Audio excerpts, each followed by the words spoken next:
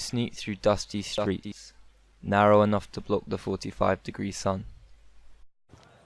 The streets can seem littered, crowded, but an opening contextualizes where you are. These buildings have been tightly packed because they flock around an extraordinary landmark. The rock face alone is remarkable.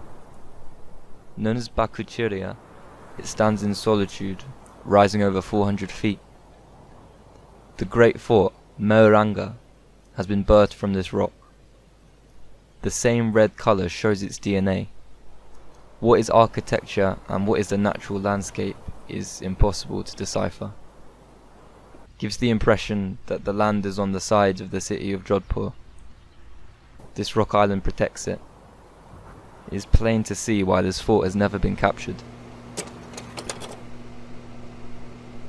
Mehrangarh Fort, the citadel of the sun, derives its name from Mehrangarh, Mehr meaning sun and Garh meaning fort.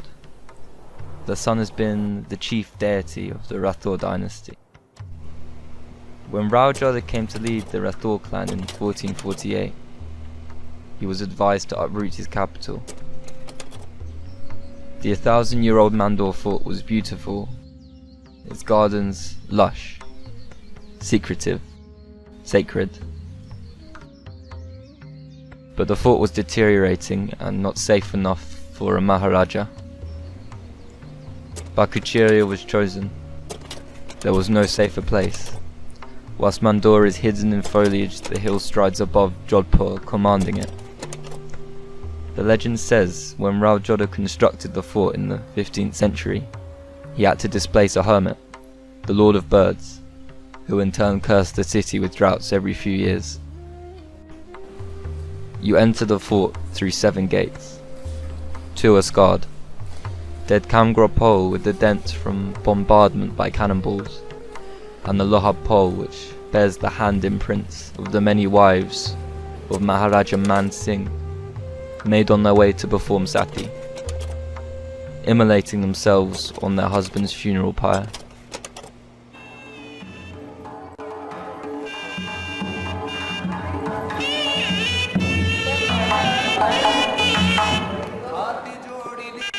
One of the first things you will find is the marble coronation throne, in one of the many courtyards of the many palaces that make up this complex, a vertical maze.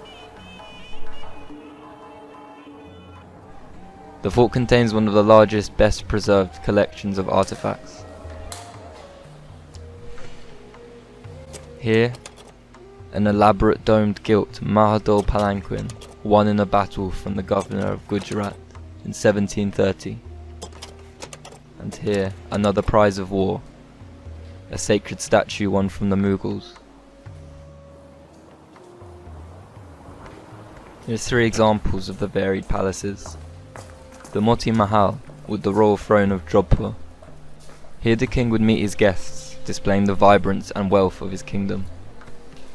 Sheesh Mahal, the Hall of Mirrors, intricately designed with birds, elephants and plants, lit up by its own walls. And the Janki Mahal, the Peeping Palace. The royal ladies watched the official proceedings going on in the courtyard from the Janki Mahal. Jalis are everywhere, one-way windows. There are little secrets to the courtyard. Similar windows look down on the city itself, as if the city holds no secrets from it either.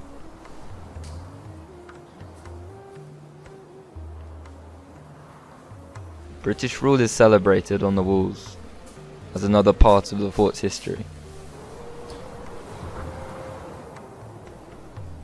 Cannons line the wall, some British, some Chinese, and some Indian.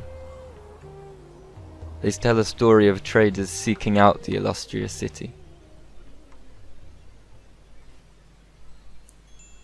The Chamundi Devi Mandir temple, an outpost on the edge of the castle.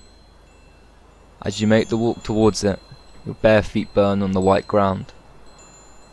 Inside, the idol of the goddess Chamunda. Unseen.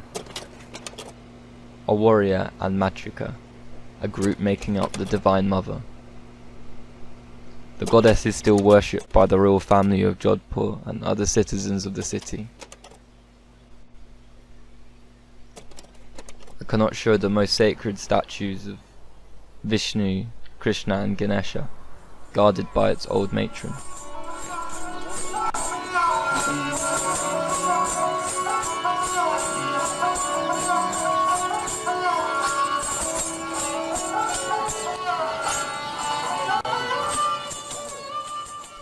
The Brahmin, one of the highest caste, have tried to claim the view from the top.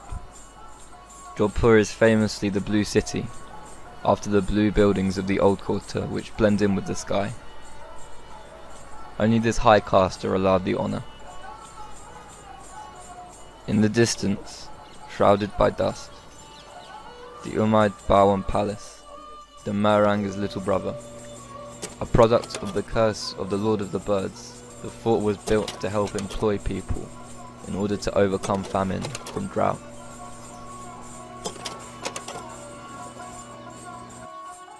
The Citadel of the Sun honours its namesake by forcing you to look up to the sky to see it. It's clear how it's safeguarded one of the longest running dynasties in Indian history.